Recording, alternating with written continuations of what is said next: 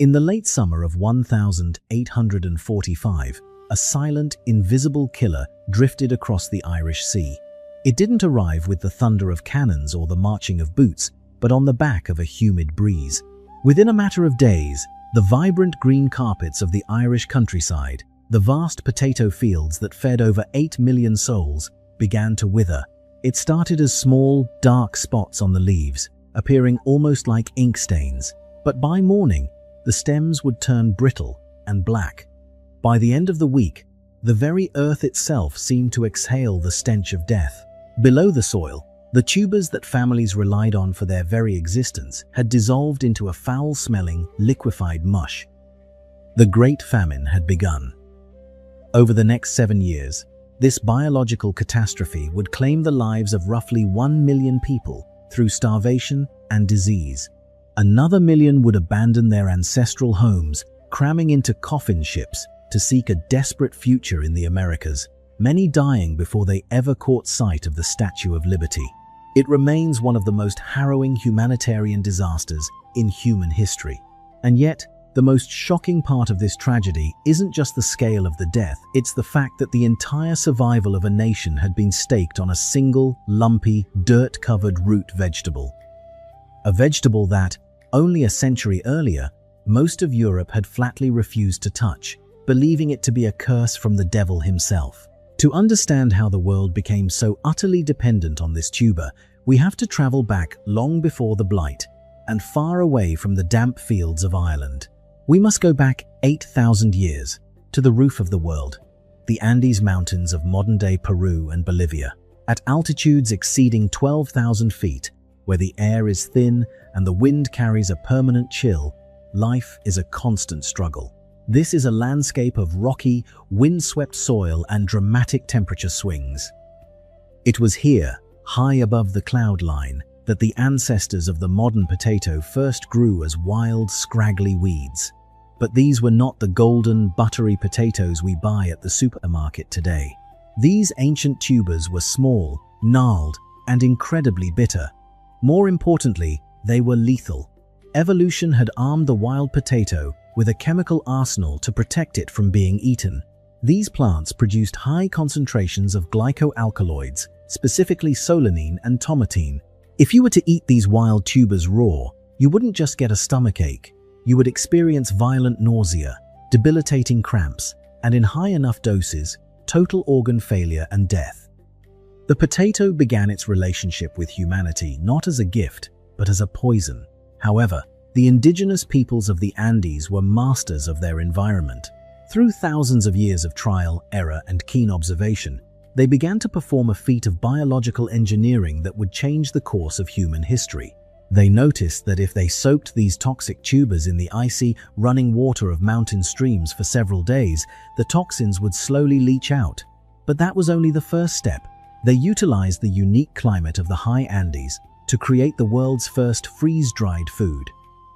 During the winter months, when nighttime temperatures plummeted well below freezing and the daytime sun was intense and equatorial, they developed a process called times chunyo. They would spread the potatoes out on the frozen ground overnight. The next morning, as the sun began to thaw the tubers, the villagers, men, women, and children would walk over them barefoot. This wasn't a ritual, it was a mechanical necessity. They were using their body weight to squeeze every drop of moisture and remaining bitterness out of the softened potatoes. After several cycles of freezing and stomping, the result was a light, chalky, bone-dry block. This times chunyo times was a logistical miracle. It could be stored in mountain warehouses for 5, 10, or even 15 years without spoiling. It was the ultimate insurance policy against crop failure. This ancient space food allowed the peoples of the Andes to thrive in a place where grain simply could not grow. By the time the Inca Empire rose to its peak in the 1400s, they had turned potato cultivation into a sophisticated science. They didn't just grow potatoes, they managed a biological library of over 3,000 distinct varieties. There were potatoes shaped like human fingers, others that looked like gnarled fists. They came in a kaleidoscope of colors: deep violets, blood reds, bright yellows, and blues so dark they appeared black. Each variety was meticulously bred for a specific microclimate, one for the boggy valley floors, another for the frozen ridges, and another for the dry, rocky slopes. The potato was the engine of the Inca Empire. It fed the armies that conquered the Andes and the laborers who built the towering stone marvels of Machu Picchu. But when the Spanish conquistadors arrived in the 1530s, they were blinded by a different kind of treasure. They were looking for gold and silver, the tears of the sun. As they toppled the Inca Empire and stripped the temples of their riches, they looked down at the dark, lumpy tubers the locals were eating with utter contempt. To the Spanish, these were savages' food. They eventually brought the potato back to Europe around 1570, but it wasn't greeted with a parade. There were no royal banquets in its honor. Instead, it was treated as a botanical curiosity at best and a dangerous omen at worst. When the potato first spread into the rest of Europe in the late 16th century, the reaction was one of pure, unadulterated horror. You have to understand the medieval mind. Europeans were people of the grain. Wheat, barley, and rye were noble crops. They grew upward, toward the heavens and the sun. Bread was the staff of life, sanctified by the church. The potato, however, was an alien. It grew downward, in the dark, clutching the dirt. It was lumpy, covered in eyes, and looked uncomfortably like the severed, diseased limbs of a leper. Because the potato was a member of the times Solanaceae times family, the same family as the deadly nightshade superstition took hold. In France, the potato was officially blamed for causing leprosy. The Parliament of Besançon went so far as to ban its cultivation in 1596, claiming that the consumption of such a monstrous root would cause the skin to rot and fall off. In Russia, the Orthodox Church denounced it as the devil's apple, arguing that because it wasn't mentioned in the Bible, it was never intended for human consumption. In Scotland, Presbyterian ministers echoed this sentiment, refusing to allow their congregations to plant a crop that had no scriptural precedent. For nearly 2 centuries, the potato was the pariah of European agriculture. It was relegated to the status of pig feed or ornamental garden plants. Marie Antoinette famously wore potato blossoms in her hair, not because she wanted to eat the tuber, but because the flowers were pretty. It was a poor man's food, a sign of desperate, bottom-of-the-barrel poverty. To be offered a potato instead of bread was considered a grave social insult. The potato was stuck in a state of cultural exile, growing only in the margins of society, while the continent suffered through periodic, devastating grain famines. Millions went hungry while the solution sat right under their feet, ignored because of fear and tradition. But the 18th century brought a change in the wind. The continent was becoming a chessboard for massive, warring empires, and the old ways of farming were becoming a liability. The first man to truly see the potato for what it was, not a curse, but a weapon, was Frederick II of Prussia, known to history as Frederick the Great. By the mid-1700s, Frederick was exhausted. His kingdom was constantly being ravaged by the 7 Years' War. Every time an enemy army marched through Prussian territory, they would set fire to the wheat and rye fields. Grain was easy to destroy. A single torch could starve an entire province. Frederick realized that if he could force his peasants to grow a crop that lived underground, his food supply would be invisible to the enemy. An invading army could march right over a potato field and never know that a feast was buried just 6 inches beneath their boots. In 1756, he issued the Times Kartoffelbefehl, times the potato order. It was a royal decree that commanded every peasant to plant the tuber or risk losing their ears and noses. But as Frederick would soon learn, you can lead a peasant to a potato, but you cannot make him eat it. The resistance was fierce. Villagers complained that the tubers had no taste, smelled like dirt, and that even their dogs refused to take a bite.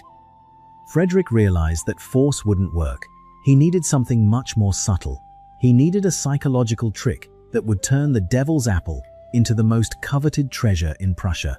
And his solution would become one of the greatest marketing stunts in the history of the world. The resistance in Prussia was not merely a matter of stubbornness. It was a cultural wall built on centuries of tradition. To the 18th century peasant, anything that grew in the dark, damp earth was inherently suspicious. They called the potato the devil's apple. believing its lumpy, misshapen form was a physical manifestation of the corruption within. Frederick the Great, a man of enlightenment and cold military logic, found this superstition infuriating. He saw a crop that could survive the fires of war. His subjects saw a cursed root that would bring leprosy and madness. When his initial threats, the promise of severed ears and noses for those who disobeyed the royal times, Kartoffelbefehl times, failed to yield results, Frederick realized he could not conquer the Prussian palate with steel. He needed to conquer it with envy. In the spring of 1756, Frederick transformed a patch of barren land on the outskirts of Berlin into a royal fortress for the humble tuber. He didn't just plant potatoes, he staged a theatrical performance. He ordered his finest, most intimidating soldiers to stand guard over the fields in full dress uniform. They marched with bayonets fixed, their presence signaling to every passing villager that whatever was growing beneath that soil was of immense value to the crown.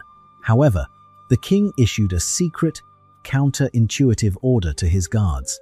They were to remain visible during the day, but at night they were to sleep soundly, or perhaps even accidentally wander away from their posts. The psychological trap worked perfectly. The peasants watched from the shadows, reasoning that the king would never waste his best soldiers on a crop that was fit only for dogs. If it was worth guarding, it was worth stealing. Under the cover of darkness, local farmers began to creep into the royal gardens, digging up the stolen seed potatoes and planting them in their own secret patches. By the time Frederick's wars truly began to tear through the European continent, the potato had become the silent savior of the Prussian people. While enemy armies burned wheat fields to the ground, the Prussian food supply remained safely tucked 6 inches beneath the soil, invisible and indestructible. Within a single generation, the potato had shifted from a feared anomaly to a national staple, providing the caloric fuel that would eventually help Prussia rise to become a dominant European power. But while Prussia was embracing the potato through a king's clever trickery, France remained a bastion of resistance. In Paris, the medical establishment was convinced the potato was a biological hazard. It was officially banned in many regions, legally classified as a source of leprosy. It took a captive pharmacist named Antoine-Augustin Parmentier to change the course of French history. Parmentier had been a prisoner of war in Prussia during the 7 Years' War, and for 3 long years, his captors fed him a diet consisting almost exclusively of potatoes. According to the prevailing French wisdom of the time, Parmentier should have emerged from his cell, a broken, diseased shell of a man. Instead, he returned to France in remarkably robust health, his mind sharp and his body strong. Parmentier realized that his country's fear of the potato was a death sentence for the poor, who suffered through frequent grain famines. He became a man possessed, a one-man public relations firm for a root vegetable. He knew that to win over the masses, he first had to win over the elite. He began hosting legendary dinner parties for the intellectual and political giants of Paris, including the American ambassador Benjamin Franklin. Every course of these elaborate banquets, from the appetizers to the desserts and even the spirits, was crafted from potatoes. He presented bouquets of potato blossoms to King Louis XVI, who, in a stroke of fashion-forward diplomacy, pinned a flower to his lapel. Queen Marie Antoinette followed suit, weaving the delicate purple blossoms into her towering wigs, instantly transforming the leper's plant into the height of Parisian chic.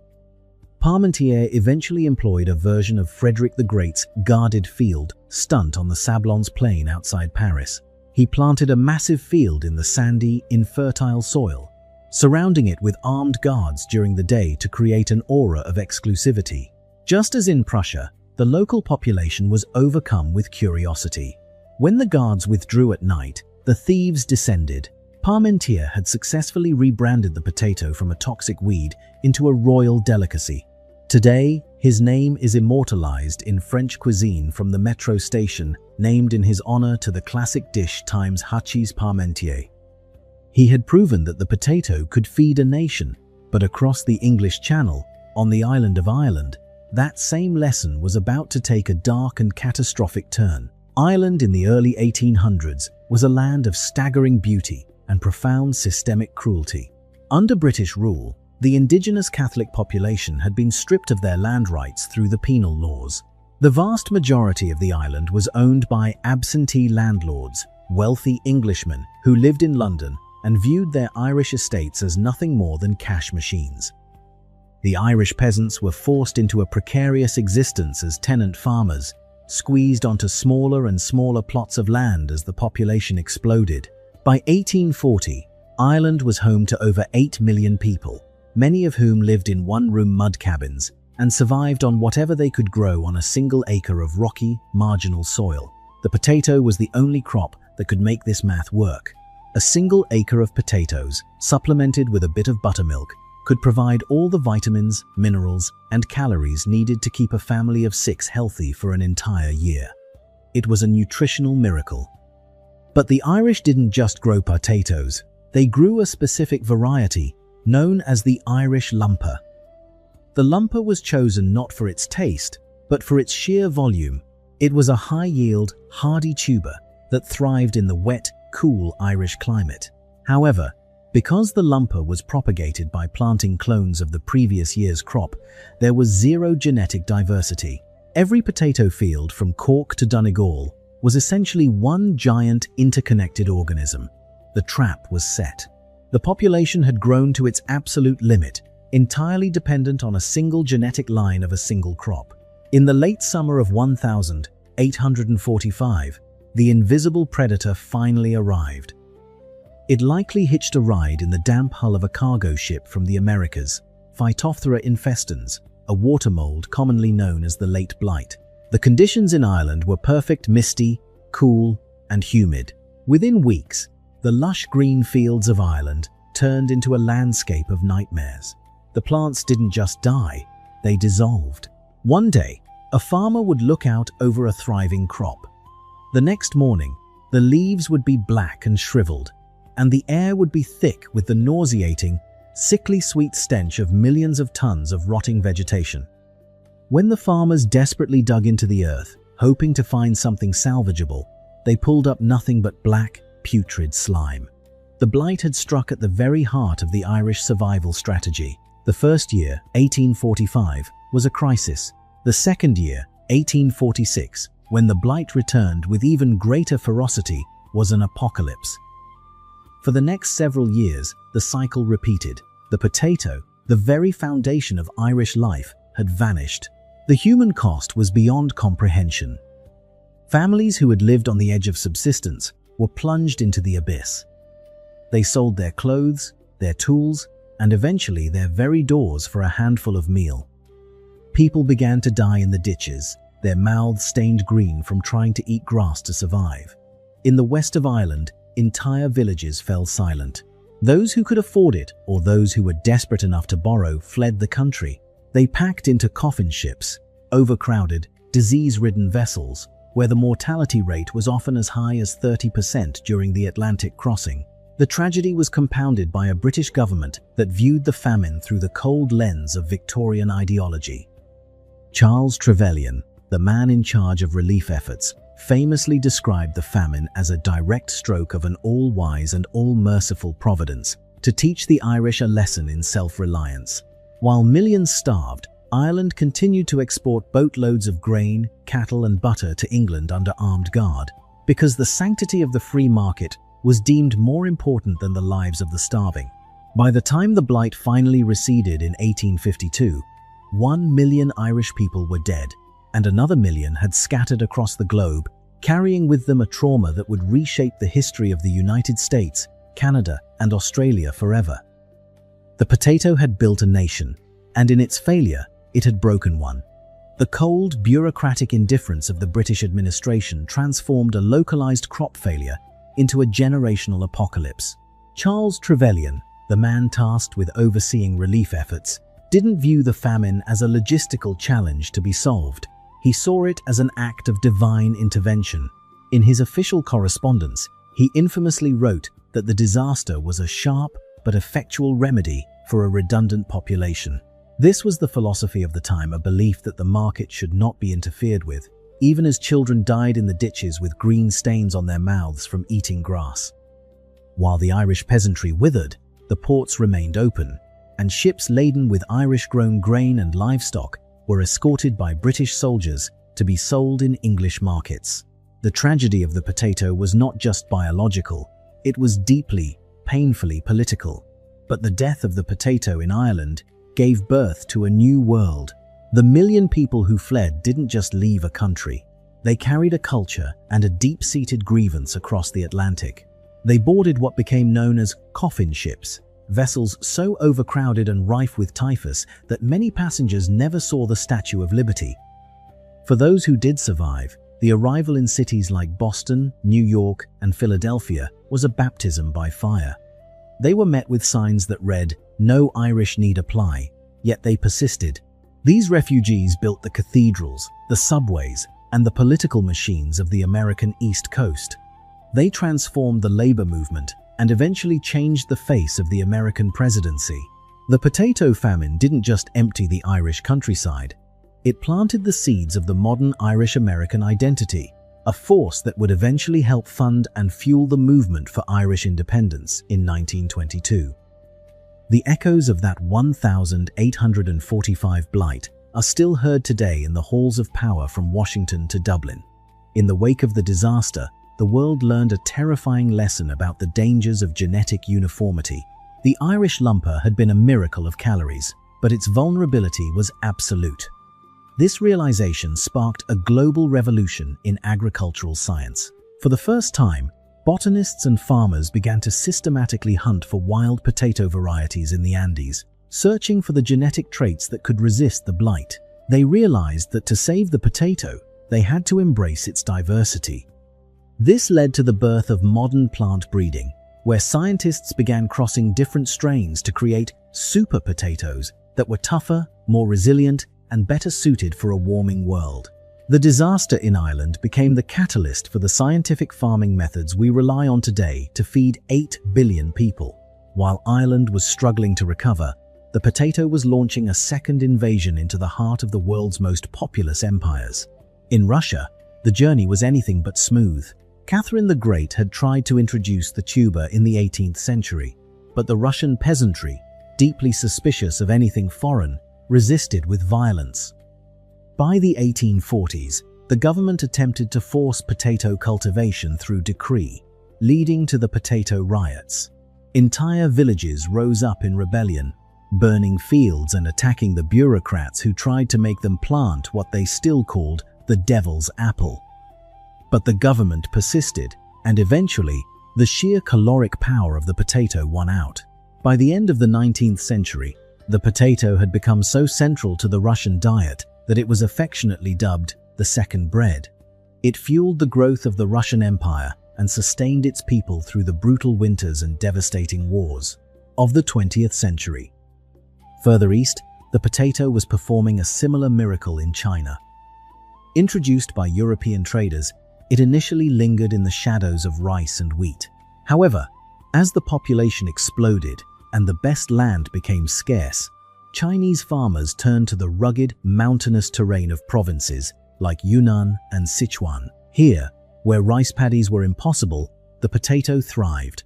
It filled the hunger gap of the high-altitude interior, allowing China's population to reach new heights. Today, China is the undisputed king of the potato world, producing over 90 million metric tons every year. Similarly, in India, the potato has become an inseparable part of the national culinary identity.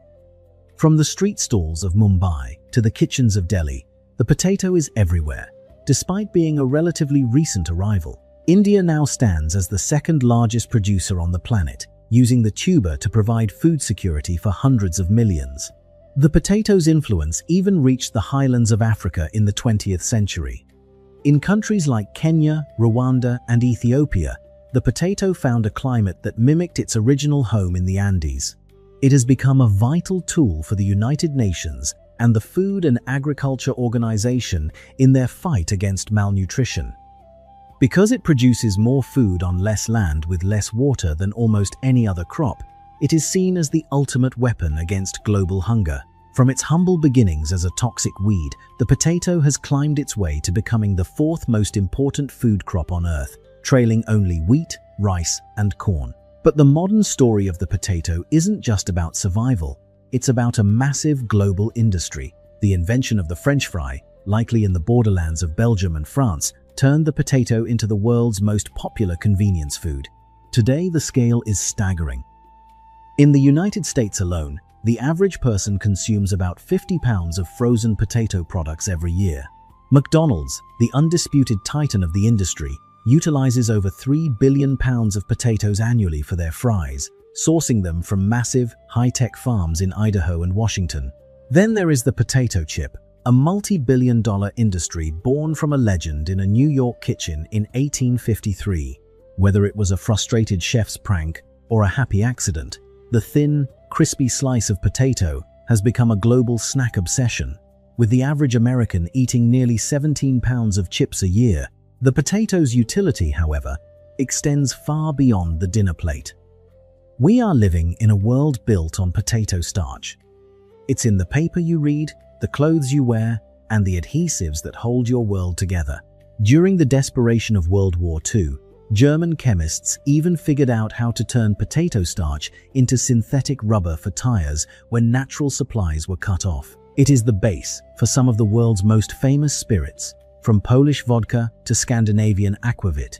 It is even found in the glue on the back of postage stamps and in the biodegradable plastics of the future. The potato is a hidden engine of the industrial world, quiet, lumpy, and indispensable. Perhaps the most poetic chapter of this story began in 1995. On board the Space Shuttle Columbia, the potato became the first vegetable to ever be grown in outer space. NASA scientists, working with the University of Wisconsin, chose the potato for a reason. Its high caloric density, its ability to grow in recycled water, and its minimal requirements for soil make it the perfect candidate for long-duration space travel.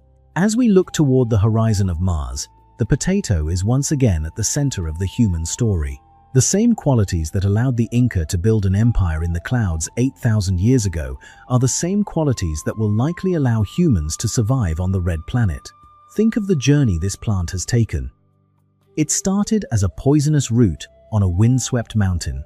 It was feared as a bringer of disease, dismissed as food for the poor, and guarded by royal soldiers. It built a nation in Ireland and then nearly destroyed it. It triggered riots in Russia and fed the rise of modern Asia.